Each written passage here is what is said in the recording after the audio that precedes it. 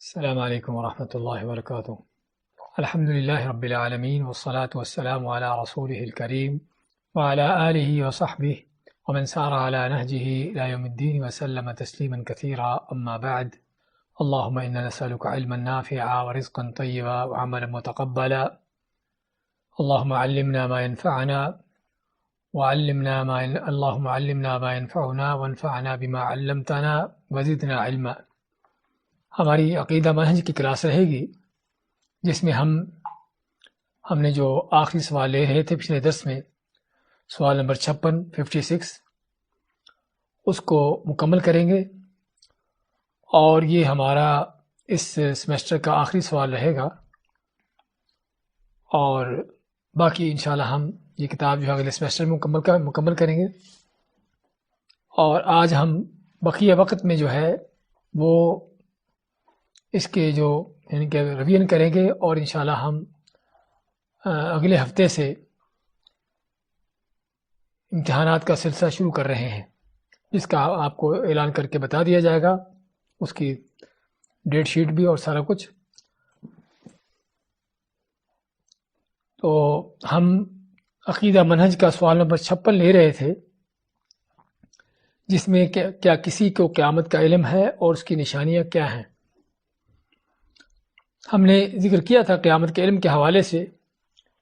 کہ یہ وہ چیز ہے کہ جس کا علم صرف اللہ نے اپنے پاس رکھا ہے اور کسی کو نہیں دیا، اور قرآن کریم میں جگہ جگہ اس کا ذکر ہوا ہے کہ قیامت کا علم صرف اللہ کی ذات کو ہے، اور کسی بندے کو، کسی مخلوق کو اس کا علم نہیں ہے، حتیٰ کہ وہ فرشتہ کہ جس کے سور پھونکا جانے سے قیامت قائم ہوگی،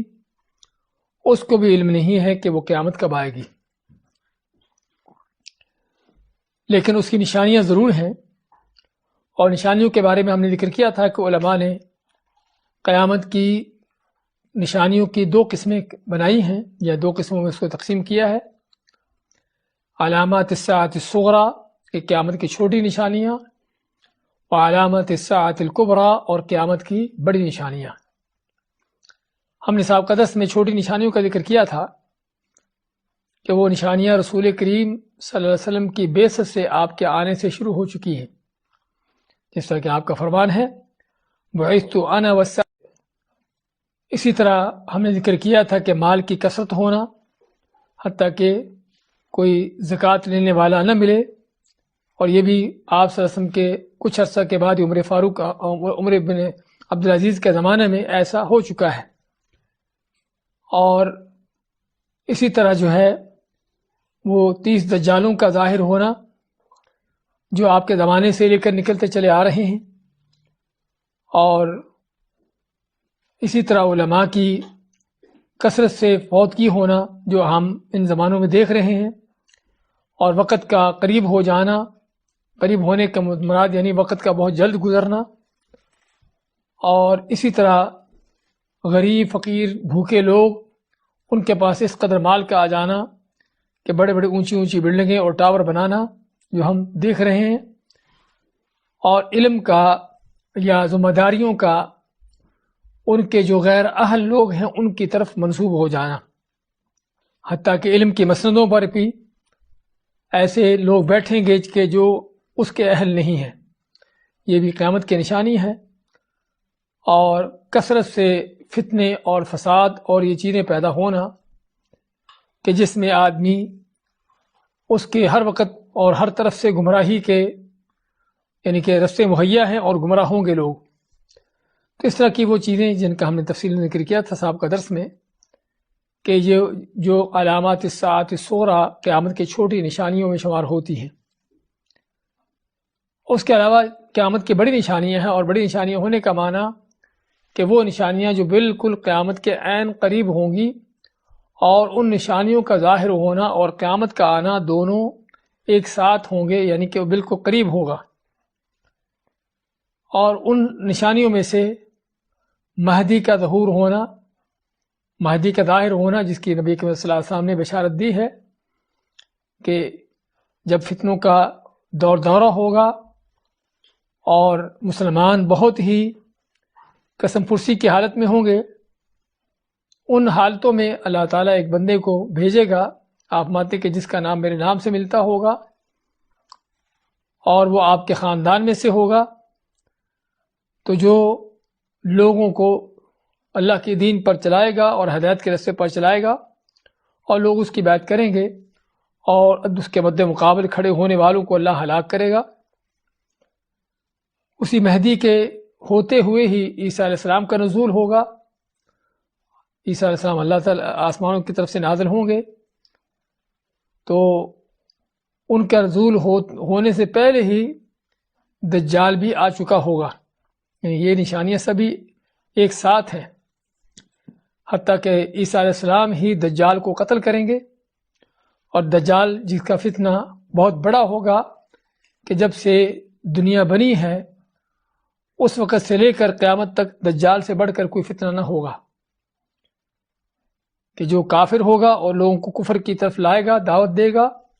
اور جو اس کی بات مانے گا اس کو کافر بنا دے گا۔ تو اس لیے اس دجال کے فتنے سے حتیٰ کہ ہمیں نمازوں میں بھی پناہ مانگنے کا حکم دیا گیا۔ تو دجال کا آنا بھی عیسیٰ علیہ السلام کے زمانے میں ہی ہے، ان کے ہوتے ہوئے ہی، حتیٰ کہ عیسیٰ علیہ السلام ہی اس کو قتل کریں گے، اور پھر اسی وقت ہی